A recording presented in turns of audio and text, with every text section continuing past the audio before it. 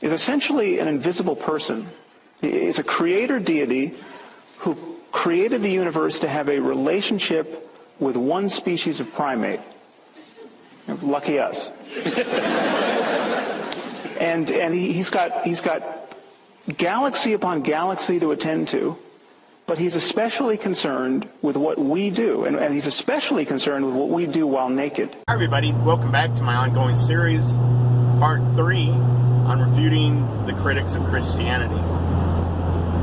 In this last video we just saw, he made a common argument that I hear many times, and he really personified it. The idea of why is God so concerned with this small group of humans in this small little planet and just the small corner of the galaxy when he has this huge, enormous, entire universe to tend to. Like God's really, really busy, you know. He doesn't have time to mess with us. That's making a God after our own image, actually, which is one of the 10 commandments not to do. When we imagine God to be like us, we're actually making God after our own image. We're creating our own God. But moving on, let's look at this for a second. I think the best way to really answer it is this little parable the Lord gave me one time.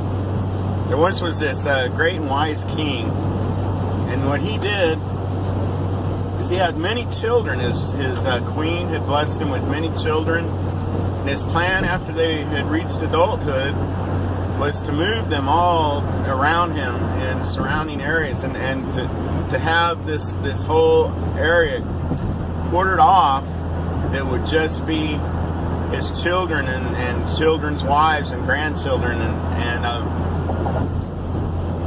and he had, it was just this huge, enormous plot of land. And what he did is he had many palaces and mansions built on this land. However, his plan was only to move in those children that showed themselves to be worthy to live there. Some of his children had gotten unruly, gotten out of hand. And so when we look at that, we could say, you know, if we were one of his children, we could say, why has Dad built such an enormous empty space with all of these mansions, all these beautiful palaces, and it's totally empty? We could stand there at the fence looking over and say, man, it's beautiful, but it's all empty. Doesn't make any sense. Well, just because we're seeing it right now empty and void of any type of existence doesn't mean that it's going to stay that way. I mean, how arrogant to think that everything has to be right now in our time frame.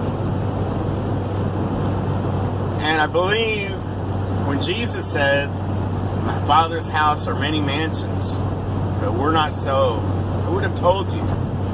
He said, I go to prepare a place for you, and if I go, I will come again and receive you unto myself, that where I am, there you might be also. Jesus promised us many mansions. He promised us many palaces, places where we're going to live throughout the ages, throughout eternity. Remember when he first created Adam and Eve, he told them to be fruitful and multiply and fill the earth. And the word he actually used there was cosmos, which is the word where we get our English word, cosmology. And the idea could actually be talking about the entire universe.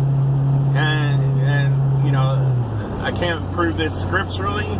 This is just a Brad 3:16, but I believe that the entire universe is awaiting for God's children to move in, to show themselves worthy and move in. And how do we show ourselves to be worthy? By receiving the worthiness given to us through Jesus Christ. Another thought on this is, someone could say, why did a painter paint such a huge mural in the Sistine Chapel? Because he could. Why do wealthy people typically live in huge houses, and poor people typically live in smaller, unassuming houses? Because they can, right? So how much more would a God who's infinite be able to do? And why did he create such a huge space? Because he can. I mean, just because he did that's not an argument against Christianity. You follow me? Just because God created something so huge and so vast isn't an argument against our faith. And it makes no sense to use that as an argument against our faith. They're offended by someone being gay, it doesn't mean they're right. It's a strange thing that comes out of that being gay is a choice. No, being gay isn't a choice. I want to go, well, go, you try it then. If it's a choice, have a go. See how much you like it. In that last clip, he just wants to argument about being gay, being homosexual.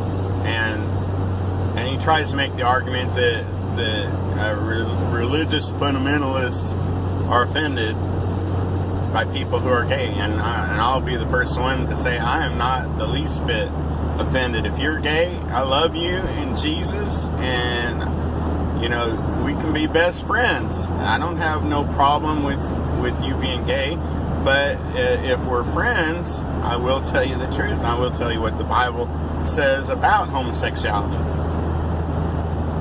The question here isn't about homosexuality. Everybody wants to try and instantly get around to that. The question is there a God? Is God real? And if he is the Bible his word? And if the Bible is his word, should we obey it? Should we obey what God says? God says homosexuality is a sin. God says adultery is sin. Now, I could say I have the propensity to adultery, to be an adulterer. I like more than one. In my flesh, I may like more than one partner. But I bring my flesh into captivity, and I control my desires, and I focus only on one partner, my wife. And so it's not a matter of how I feel, or I may say I feel like, since I like a lot of different partners, and I feel like I should, I must have been created by, if God created me this way, I've been created to have many. No, that's BS. I'm sorry, that's just plain BS. As far as homosexuality, being born homosexual, or any type of sexuality, I have a complete video on the topic where I show how many scientists, many psychiatrists and psychologists disagree that people are born that way, but that just never gets published. That never gets publicized anymore. It's popular to say that people are born that way, and there's no study. There's actually no scientific evidence to prove that. They want you to think that there is, but there's not. And I'll leave a link in my video.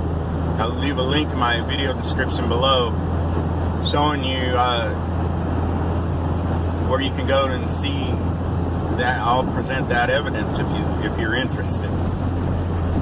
But the question has nothing to do with, does God exist?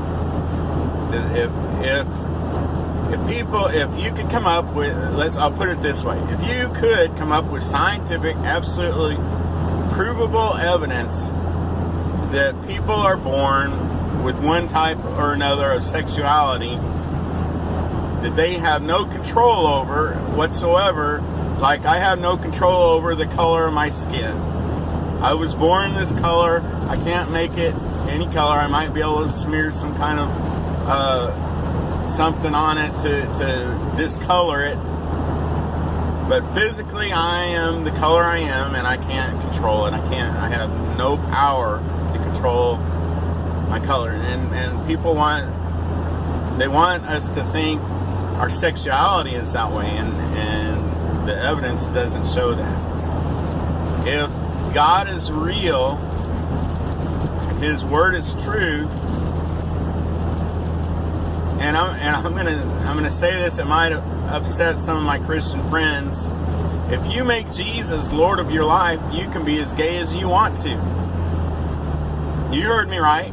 If you make Jesus truly in your heart Lord of your life, and you run after Him with all your heart, with all your soul, with all your mind, with all your strength, you can be as gay as you want. And why do I say that? Because I know my God, and I know He changes your want-tos. He'll change them. He will. Before I became a Christian, I wanted to be a drunk, and I wanted to be a drug addict. I liked being a thief. And I'm still as much of all those things as I want to be. I'm as much of a drunk and as much of a drug addict and as much of a thief as I want to be. But guess what? I don't want to be any of those things. He changed me inside. He changed my want-tos. It's not like I'm fighting this thing and, I really want to steal that. I really want to steal that, but I got to fight it. I just don't have a desire to. My desires have changed. And so, if you make Jesus, if you truly make Him Lord of your life, you can be as gay as you want to.